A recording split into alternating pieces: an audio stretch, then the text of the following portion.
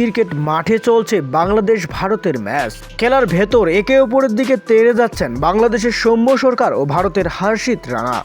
রেফারির ভূমিকায় ভারতের এই সাই সুদর্শন, তিনি কোনো রকমে বুঝিয়ে আউট হওয়া সৌম্যকে মাঠ ছাড়তে বলেছেন। কিন্তু সৌম্য যে নাসর বান্দা, ভারতীয় খেলোয়াড়দেরকে কোনোরূপ ছাড় দিতে রাজি নয় তিনি। পক্ষে বিপক্ষের এমন তর্কাতর্কি শেষ পর্যন্ত যেন গিয়ে পৌঁছালো ভারতীয় কোচের কাছে। কোচ অবশ্য একটু নরম সুরে ভারতীয়দের বললেন, আমরা বাংলাদেশের বিপক্ষে ম্যাচ জিততে এসেছি, জিতেই তার বিপক্ষে উচিত জবাব দেব বলে তারা এমনটি মন্তব্য করেছেন। দর্শক, ঘটনাটি ঘটেছে 2023 ইমার্জিং এশিয়া কাপের সেমিফাইনাল ম্যাচে। সেই ম্যাচে বাংলাদেশ এ দলের জাতীয় ক্রিকেটাররা ভারতীয় এ দলের খেলোয়াড়দের সঙ্গে এমন বাকবিতণ্ডায় পড়ে যান বাংলাদেশের সৌম্য সরকার।